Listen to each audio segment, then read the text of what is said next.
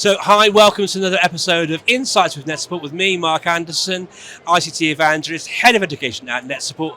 And boy, oh boy, am I happy to have stumbled across this absolute legend here at the Bet Show 2023. It's only Mary Myatt. Hiya, Mary, how you doing? Hello there, Mark. It's great to be here and fantastic to have bumped into you. What a treat. Do you know what I said? Oh my goodness, Mary Myatt at an educational technology event. That's what a true story right there. Yeah, it is. Not having seen one another in person for a good 5 years. I know, and it's just so lovely to see you. Mary, you know, we've worked together. I know you've got respect for me. I've got masses, as you can probably tell, masses of respect for you, not only for your work in education, how you help people. We have similar values and we want to make a difference, and boy, do you make a difference. On this Insights show, I wondered if you could share some insights. I want to share some things. If you don't, Mary not only does her consulting and supporting and training and all those sort of things, but she's also got a little side business. Is growing massively, as I understand it. I'd love for you to learn more about that, and we'll share some details about that later on in this conversation. But Mary, insights.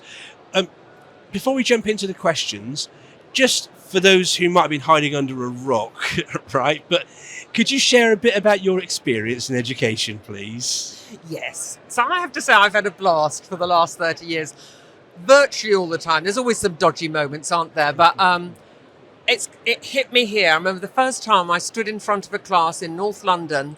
I looked at them, they looked at me. I've got no idea what they thought. And I just thought, I am meant to be doing this. I am meant to be here. So that was 30 years ago, North London. Background is RE. Did that for 10 years, local authority for nearly 10 years, and then always been in the curriculum development field, even from an early career stage. And so I've been doing that for nearly 30 years as well. And I just find it such an interesting space to spend your professional life. I've been really, really lucky. She undersells herself as well from if you don't know Mary Myatt, just check her out. She is amazing. But one of the things I love about you, Mary, is that you are really superb at taking what can often be quite difficult concepts and then explaining them in ways that, oh yeah. So let's pick a topic. Curriculum is something that you are massively experienced in. If I was a school and I was thinking about developing my curriculum to, we're at a technology event, okay? It could be anything really, couldn't it, with this? But what sorts of approaches should anyone in leadership or considering sort of curriculum change be thinking about if they wanted to bring in effective use of technology? What would be your insights to any of our viewers on that front? Yeah, so anything we introduce has to add value to children's learning. So it's not just because it's nice and bright and shiny. It has to be, we have to use this stuff with real intent. And so we look at the range of both ideas, research, hardware, software, and it's all available to us, but we have to be really careful that we pick, as Dylan William would say, the best bets for our context and for our pupils. So I'm really impressed with some of the work that's going on, for instance, in amplifying the curriculum. So I'm thinking of Serda Ferret's work with Lifter, which can take children just to amazing places, amazing worlds, amazing insights, both at an intellectual level and a deeply human level as well. So those are the combinations of things that, the principles that I think are important. So for me, the lens always is this gorgeous for kids? Is it going to make them learn? And so I always paraphrase William Morris, who said we shouldn't have anything in our homes that we don't know to be useful or believe to be beautiful. And if we're thinking about that in education, if it's useful, it's making our children think and support them to learn. And then is it beautiful? I think that's an aesthetic thing. It's not about taste. It's about making sure that what lands on children's desks or the resources they use are as high quality and as beautiful as possible. It's not about cost. That for me is about saying my children are worth it. Brilliant, thank you for that, Mary. And again, completely unrehearsed this, so these are all cold questions for Mary, but she's so brilliant. I want to talk about teaching and learning for a second, if that's okay. You know my approaches. When it comes to technology, And you've alluded to it there, actually, but I mean, with the fantastic award-winning, and shout out again to Lifter, well done last night at the Best Awards for winning the award. Brilliant stuff.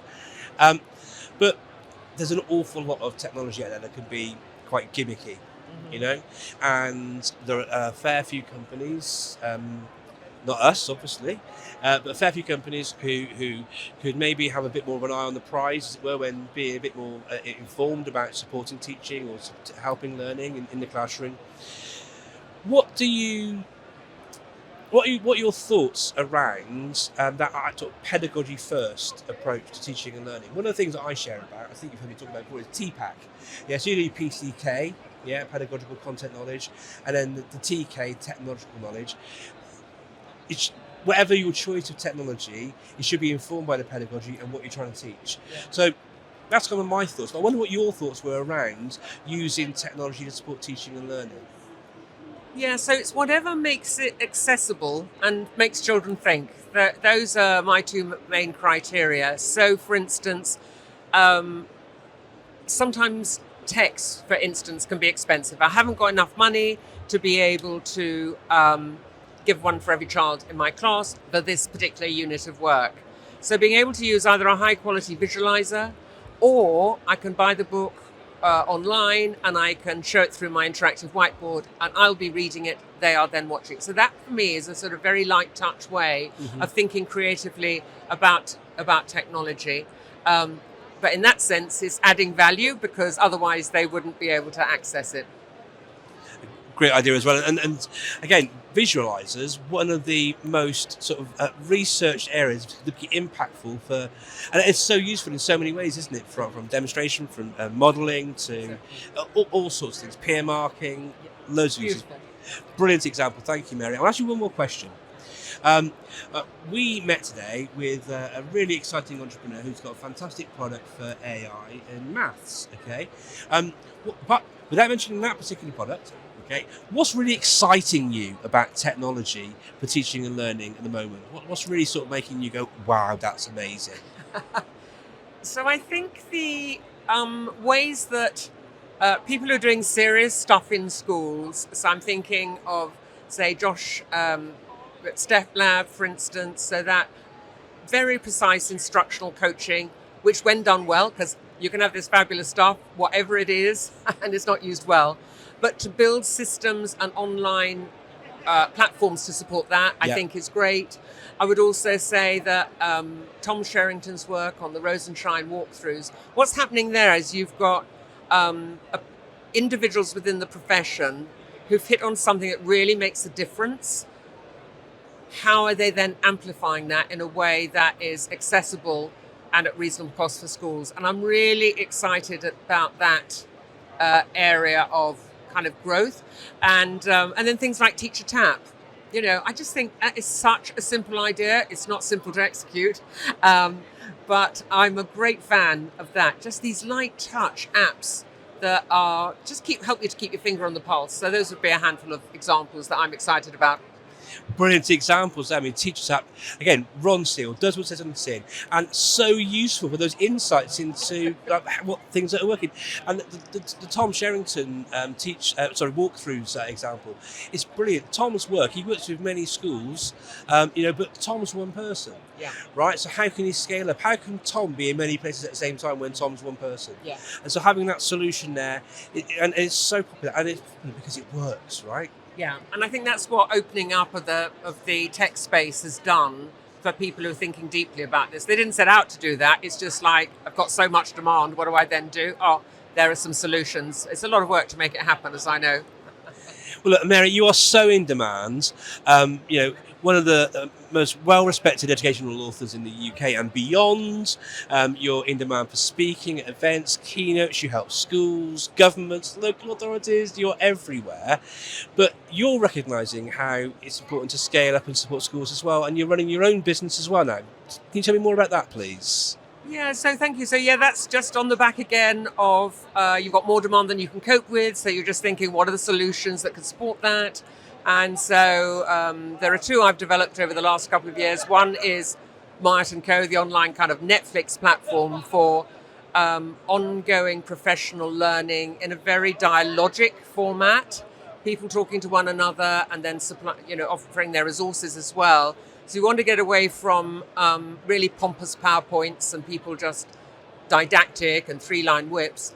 So it's got a very intentional way of working. So we started that 2.5 years ago. It's got over 17,000 people using the platform. Some of the content is free, and the rest is behind a low paywall. And so that goes into local authorities, multi-academy trusts, and then also people are just coming on board as individuals as well. And then, again, didn't look to do this, but because of the HUT books, the curriculum books, demand for training, so we now have a training and online course platform called the HUT Academy, which has been going for about 6 months, and that is really fascinating.